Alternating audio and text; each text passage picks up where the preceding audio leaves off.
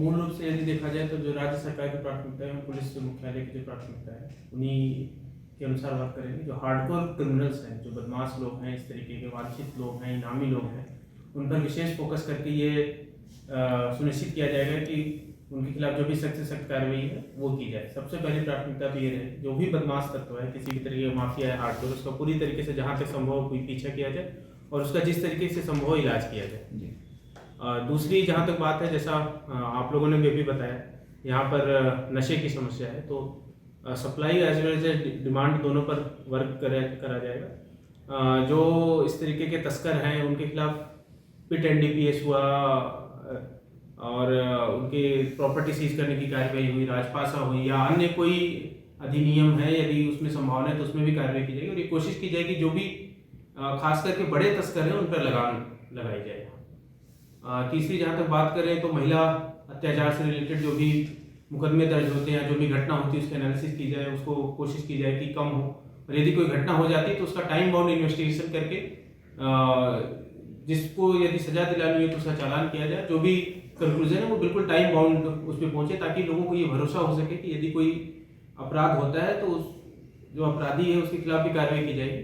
और preventive side में जो गश्त करना हो गया या कोई इस तरीके के स्पॉट्स हो गए जहाँ पर ऐसा लगेगा कि CCTV कैमरा लगाने से शायद सुधार हो सकता है या स्ट्रीट लाइट लगाने से सुधार हो सकता है, संबंधित विभाग से बात करके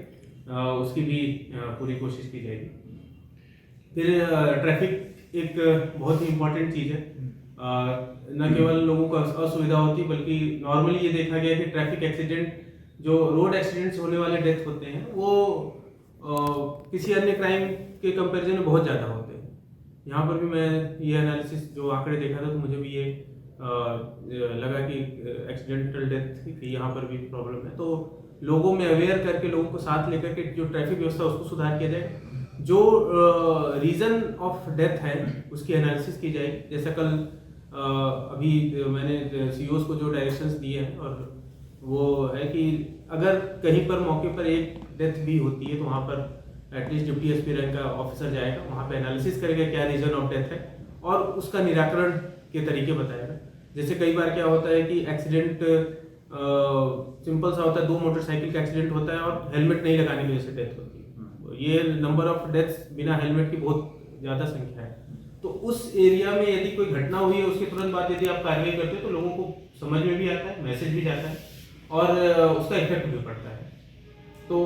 पहले तो समझाइश की कोशिश की जाएगी, लोगों को समझाया जाएगा, अवेयरनेस क्रिएट किया जाएगा, एंड देन हम लोग ऐसे पैचेस चूज करेंगे जिसका एक अभियान चलाया जाएगा जिसका नाम रहेगा आदर्श ट्रैफिक जोन, जिसमें ऐसे पैचेस चूज किए जाएंगे जहां पर रैंडम डे पर कोई रैंडम जगह सेलेक्ट की जाएगी शहर में, और ये इंश्योर किया जाएगा वहां पर किसी भी तरीके का वायलेशन नहीं हो। उसका पर्पस ये रहेगा कि लोगों को पता नहीं रहे किस जगह पर कब पुलिस आकर के खड़ी हो जाएगी और हमारे खिलाफ कार्रवाई करेगी। ये सुनिश्चित किया जाएगा कि एटलीस्ट हर व्यक्ति को हेलमेट लगाना सिखाया जाए, समझा करके, नहीं तो कार्रवाई करके। और जो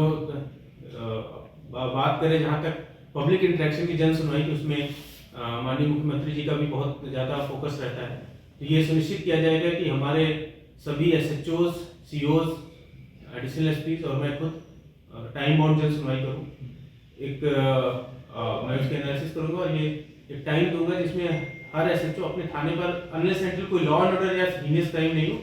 उस समय पर SHO खुद हर परिवादी से मिलेगा आने वाले,